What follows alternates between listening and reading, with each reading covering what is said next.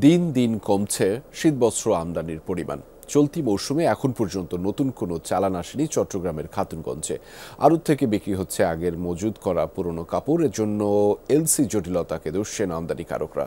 শীতবস্ত্র কিনতে বিভিন্ন অঞ্চল থেকে ক্ষুদ্র ব্যবসায়ীরা খাতুনগঞ্জে এলেও চাহিদার তুলনায় সরবরাহ কম।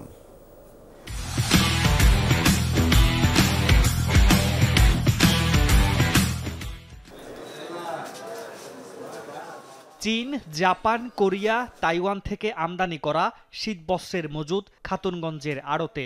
সোয়েটার, জ্যাকেট, কম্বল সহ পুরনো এসব কাপড় সরবরাহ হচ্ছে কিশোরগঞ্জ, জামালপুর, রংপুর, রাজশাহী সহ উত্তরবঙ্গের বিভিন্ন জেলায়। ফুটপাত কিংবা ফেরিওয়ালার গাড়িতে সস্তায় বিক্রি হওয়া এসব শীতবস্ত্রের মূল ক্রেতা নিম্ন আয়ের মানুষ।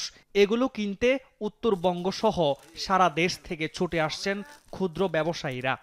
ঢাকার থেকে এখানে রেট একটু কম, এখানে দেখা গেছে নতুন মালটা জিনিস ভালো পাই, এই জন্য আসি এখানে। কিশোরগঞ্জ মোটামুটি অনেক চাহিদা, আগে কম ছিল, এদারিং বেশি চাহিদা, এদের মোটামুটি অনেক চলতেছে। এগুলা বেশি চলতেছে দেখুন, এবছর শীত এখনো ফুটতেছে না, শীত ফুটলে বেচা বিক্রি আরো বাড়াইব।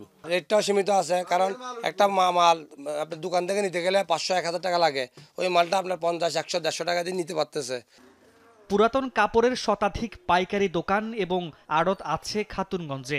আগের মৌসুমে আমদানি করা প্রায় 350 কন্টেইনার শীতবস্ত্রের অনেকটাই রয়ে গেছে।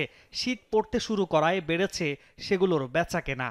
শীত নির্ভরশীল যারা আছে, ক্ষুদ্র মাঝারি যারা অল্প টাকার আয় করে, ওদের জন্য পুরাতন কাপড়ের ব্যাগ আমরা সস্তা বিক্রি করি, তাইলে সবাই কিনতে পারে কম দামে হিসেবে। পুরনো কাপড়টা চাহিদা বেশি জন্য এটা দামে কম। এটা মাল আসে অল্প হিসাবে, আর এটার লাইসেন্সের কোটা, এটা অ্যাকচুয়ালি কোটাটা উন্মুক্ত করে দিলে কিন্তু ভালো হতো।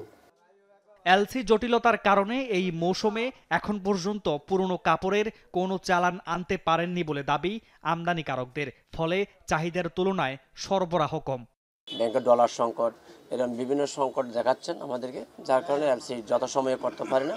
তো আমরা যথাসময়ে এলসি করতে পারি, যথাসময়ে মালও আসে না। মাল না আসার কারণে যথাসময়ে যে চাহিদাটা আছে সেই চাহিদাটা আমরা পূরণ করতে পারি না। মামুন রশিদ অভি, যমুনা নিউজ, চট্টগ্রাম।